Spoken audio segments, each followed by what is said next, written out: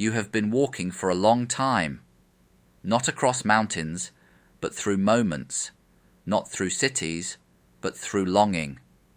You may not remember the first step you took, only that something in you has always been reaching, for answers, for rest, for home.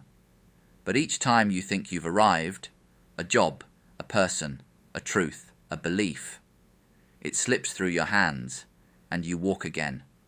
This is suffering, not dramatic, not sharp, just the ache of never quite being where you are, the quiet tension of leaning into the next thing, the breath that never fully lands, the life lived on a delay. You sit in meditation, but keep checking the clock. You chase presence, but want results.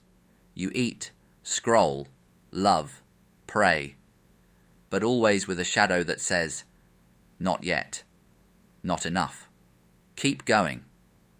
What if this chase is the very thing that binds you? What if the path is not forward, but inward? A monk once walked through the forest, barefoot and slow, when a young man asked, "Master, where are you going?" The monk stopped, looked down at the dirt on his feet, and said, "I am already there." Then he smiled and kept walking. We are taught to walk with purpose, to get somewhere, to achieve, to become someone. But there is a path where each step is home, where the point is not movement, but awareness, where you walk not to arrive, but to remember you are already here. Sit for a moment. Feel the breath entering your body. Notice the part of you that wants to do something with it, to hold it, deepen it, manage it, then let it go. This is not about controlling the breath. It is about witnessing it pass, like clouds across a mountain, like footsteps on water. The moment you grasp, it is gone. The moment you release, it returns. A man once asked a teacher, "How do I walk the path?" The teacher picked up his tea and sipped. The man repeated his question. The teacher said, "Did you see the steam rise? Did you hear the swallow? Did you taste the bitter leaf?" The man said nothing. The teacher smiled. "You just missed the path. Peace is not earned, it is remembered. But remembering is not thinking, it is unthinking. It is the art of softening what clings, letting the self fall away like old robes. And what remains is what has always been, awareness without wanting, being without becoming. You cannot hold this. You can only stop resisting it. It does not shout. It does not chase. It does not arrive. It simply is. And when you are still enough, it finds you.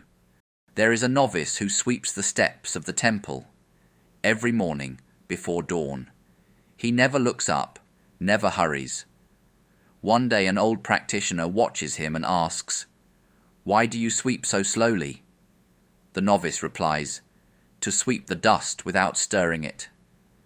This is the way, to move without disturbance, to walk without leaving footprints on your own mind, to live without scattering yourself into 1,000 pieces. You can run all your life chasing stillness, or you can become the one who sweeps slowly, knowing there is nowhere to go. When the heart is restless, you will mistake stillness for stagnation. You will confuse being with doing nothing. You will believe the path is not working because it is not taking you where you thought. But the path does not lead away. It leads you back. Back to the breath, to the body, to this moment, before you demanded it be something else. There is a reason the Buddha never spoke of arrival, only of cessation, the end of clinging, the end of suffering. Because what you are searching for has no place, no image, no achievement. It is not a mountaintop. It is the quiet beneath your feet. A woman lost her child and went mad with grief. She carried the body from door to door, asking for medicine to bring him back. One day, a teacher told her, Bring me a mustard seed from a house that has never known sorrow. She searched every village. Every family had a story, a loss, a longing, a wound. By the end of her search, she no longer carried the child. That is how healing walks. Not in straight lines, not in victories, but in quiet understanding. That sorrow is shared. That suffering is universal. That letting go is not forgetting, but remembering what cannot be taken. You think freedom is the end of pain, but freedom is the end of resistance. Pain may still come, but it will pass through you like wind through bamboo, because you no longer armor yourself against the rain. You feel it, you bow to it, and then it is gone. What remains is not pain, not even peace, but presence. That is the fruit of this path, to stand in the storm without becoming it. Who suffers when you hold on? This is not a question to answer, but to carry. Let it dissolve your clenched fists. Let it echo through your spine when you are chasing, grasping, regretting.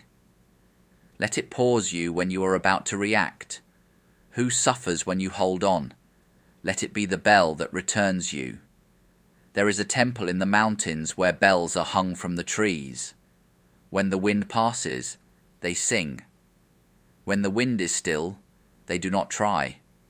They wait, not out of laziness, but because they know everything has its moment.